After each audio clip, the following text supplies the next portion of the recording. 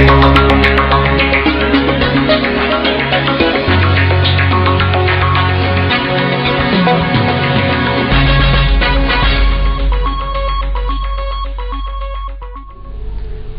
मैं हूं आनंद। आप देख रहे हैं चेतना टुडे। सबसे पहले एक नजर सुर्खियों पर। रतलाम में 17वां खेल चेतना मेला 9 से 12 जनवरी तक, तैयारियों पर बैठक। प्रतिभा पर्व की मैदानी रिपोर्ट की संभागीय दल द्वारा समीक्षा। और बहुत जल्द चलती ट्रेन में आरक्षण व वापसी का सामान्य टिकट मिलने लगेगा। अब सुर्खियां विस्तार से। भारतीय खेल जगत को चैतन्य काश्यप फाउंडेशन की अभिनव सौगात खेल चेतना मेला का रतलाम में लगातार 17वें वर्ष में 9 से 12 जनवरी 2015 तक भव्य आयोजन होगा। इस अंतर विद्यालयीन खेल प्रतिस्पर्धा की तैयारियों के सिलसिले में बैठक भाजपा के संभागीय संगठन मंत्री राकेश डागोर एवं फाउंडेशन अध्यक्ष व रतलाम विधायक चैतन्य काश्यप की प्रमुख उपस्थिति में रखी गई। खेल चेतना मेला कार्यालय विसाजी मेंशन पर बैठक में श्री डागोर ने कहा कि वर्तमान में स्कूलों में बौद्धिक शिक्षा पर अत्यधिक महत्व दिया जा रहा है, जिसके कारण बच्चे खेलों से दूर हैं। उनमें व्यवहारिक ज्ञान के अभाव के साथ चुनौती और जोखिम लेने की क्षमता विकसित नहीं हो पा रही है। अवसाद के शिकार इन बच्चों के कारण देश का भविष्य कमजोर नजर आ रहा है।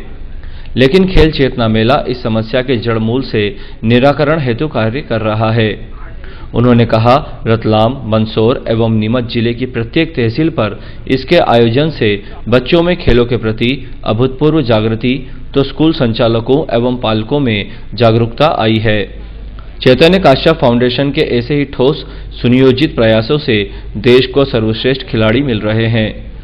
श्री काश्यप ने बताया कि इस वर्ष से क्रीड़ा भारती को खेल चेतना मेला में सह प्रायोजक के रूप में जोड़ा जाएगा।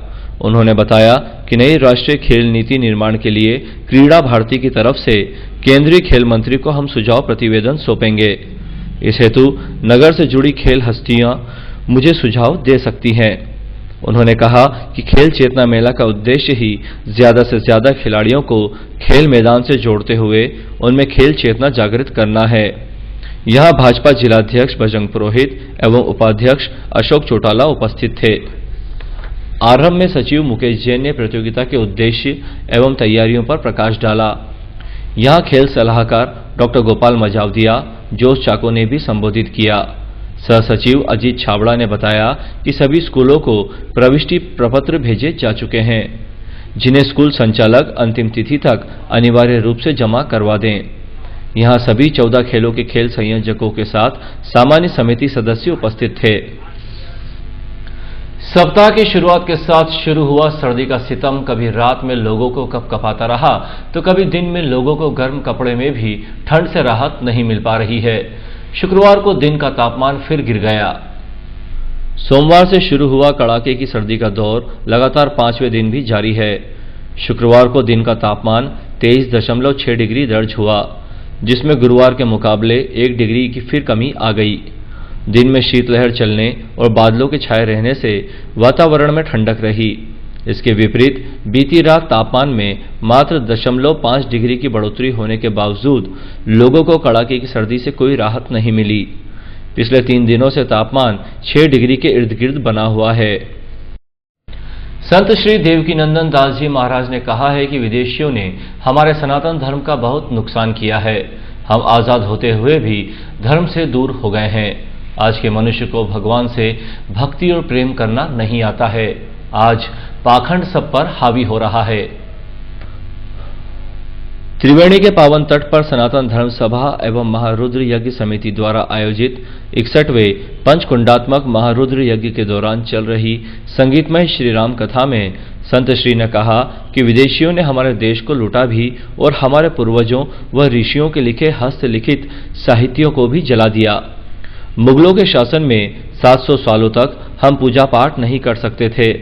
उस समय तिलक लगाना, चोटी रखना, जनेऊ पहनना प्रतिबंधित था। लेकिन समय बदलने के साथ बहुत कुछ बदला है। उन्होंने कहा कि भक्ति से पहले भगवान से प्रेम करना सीखना चाहिए, जैसे सुदामा, मीरा जी, शबरी, भक्त रविदास ने किया था। जिसने अपने मन को परमात्मा में लगा लिया और जिसका भोजन सादा, बोलना सादा, चलना सादा, देखना सादा वस्त्र सादा और भगवत प्राप्ति के मार्ग लगा हुआ है वही सच्चा साधु है। इस अवसर पर बड़ी संख्या में उपस्थित श्रद्धालुओं ने पोथी पूजन व आरती की। स्कूली बच्चों की शिक्षा गुणवत्ता जांचने वाले प्रतिभा पर्व को लेकर जिला मुख्यालय पर समीक्षा की गई। संभागीय दल ने मैदानी रिपोर्ट का अवलोकन किया। जिले में प्रतिभा पर्व के निरीक्षण के दौरान शासकीय प्राथमिक एवं माध्यमिक शालाओं में बच्चों की कम उपस्थिति पर संभागीय दल ने गुरुवार को विस्तार से चर्चा की।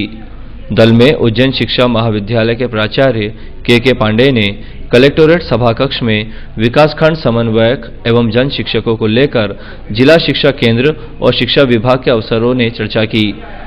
चर्चा के दौरान मूल्यांकन एवं जांच प्रतिवेदन से संबंधित स्कूली रिपोर्ट भी देखी। पहले दौर में मिली कमियों के बाद नए सिरे से जिले में प्रतिभा पर्व के तहत सत्यापन का दौर चलेगा। प्राचार्य पांडेय ने कहा कि अब आगे से होने वाले कार्यों में स्कूलों के बाहर नाम और मोबाइल नंबर दर्शाना अनिवार्य कर दिया गया है। शिक्षकों की अनुपस्थिति पर शिकायत के लिए संकुल प्राचार्य के नंबर भी होंगे। शाला परिसर में स्वच्छता के पैम्पलेट व फ्लैक्स लगाएंगे। रतलाम जेसी बैंक में डायरेक्टर के 2 पदों में एक पद सामान्य वर्ग की महिला के लिए भी आरक्षित हुआ है। अब यहां एक सामान्य पुरुष व एक महिला डायरेक्टर होंगे। रेल कर्मचारियों के लिए संचालित जेसी बैंक के 2 पद के डायरेक्टर का निर्वाचन आगामी फरवरी-मार्च में होगा।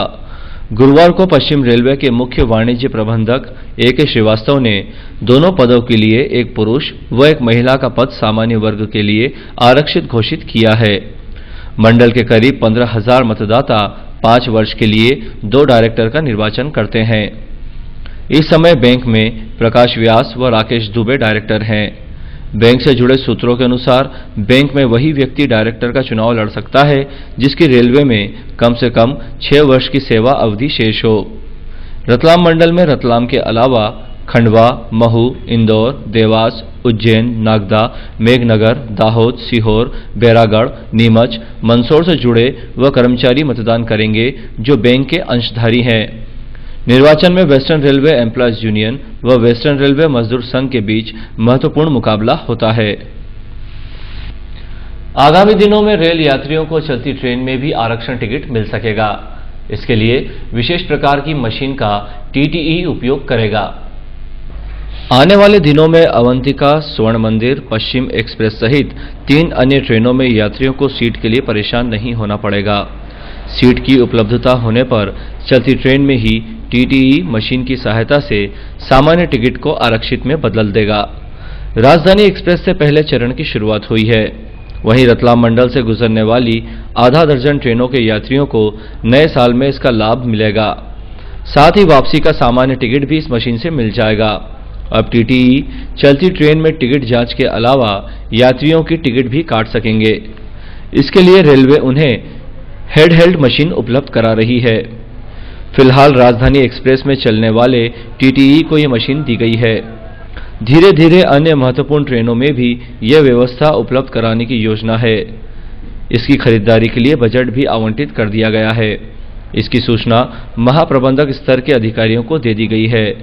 नई व्यवस्था से रेलवे के काम में पारदर्शिता आएगी। अंत में एक नजर फिर से सुर्खियों पर। रतलाम में 17वां खेल चेतना मेला 9 से 12 जनवरी तक, तैयारियों पर बैठक। प्रतिभा पर्व की मैदानी रिपोर्ट की संभागीय दल द्वारा समीक्षा। और बहुत जल्द चलती ट्रेन में आरक्षण व वापसी का सामान्य टिकट मिलने लगेगा। क्षेत्र टुडे में आज बस इतना ही। हम फिर मिलेंगे कुछ और नई सुर्खियों के साथ। तब तक के लिए नमस्कार।